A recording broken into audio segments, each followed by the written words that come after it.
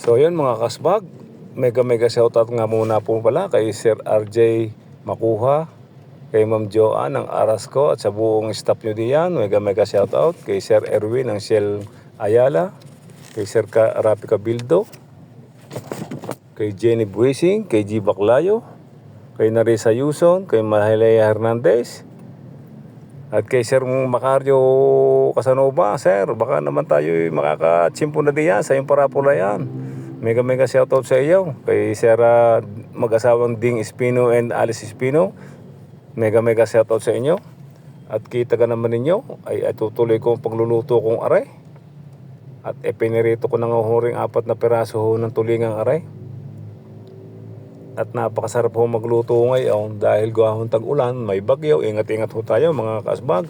At mega shoutout din pala ho sa aking mga kapwa ko, mga driver ng LBP ng Cavite, area ng Cavite at area ng Batangas. Mega shoutout sa inyo lahat mga kasbag.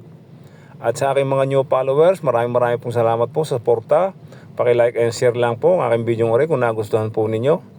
At ito na nga po mga kasbag, at akin uumpisahan at samahan nga ninyo ako ng pagluluto ko hong aray.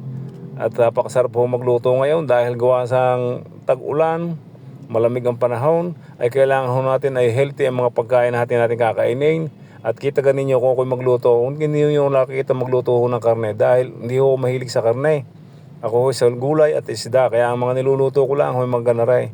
Paki-like and share lang po kung nagustuhan ninyo po mga kasbag.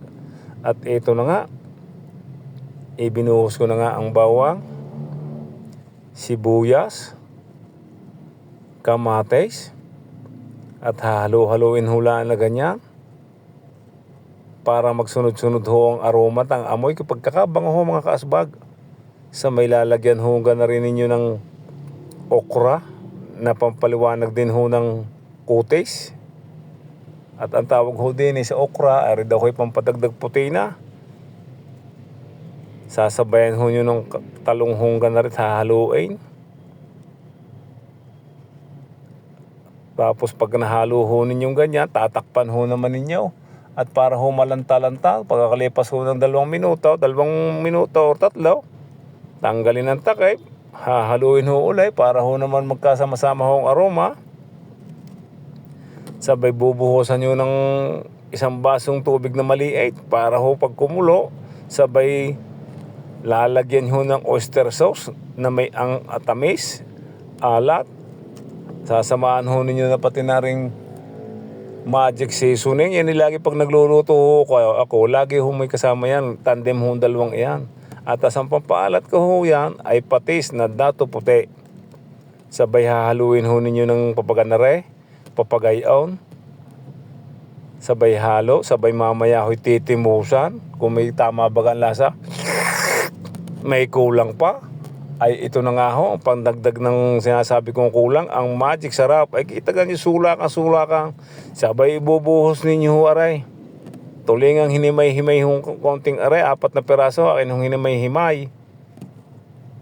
Ay talaga ho napakahusay. Sabay lalagyan ho ng konting asukal, pambalanse ho ng lasa, tamis, anghang, at alat. Sabay lagay ho niyo yung pampaganda ho ng kulay. Ito'y pechay ho, 2 tali lang ang pechay.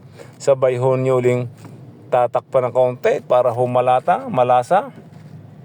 Pagkatapos ho ng 2 minuto, hahaluin ho ninyong ganyan at sulakan. Tapos ibubuhos ho ninyo ring 2 itlog na binatay.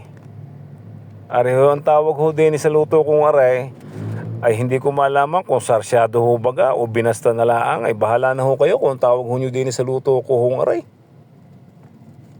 Sabay halo ho ninyong ganyan para ho hindi magbuo-buo ang itlog. Sabay titimusan huli ng inyong kasbag. Wow! Anong pagkakainam ho ng lasa. At eto na nga mga kasbag, ang finished product ng inyong kasbag, ang gulay at isda na pinagsama-sama, nilagyan ng itlog, ay ito na.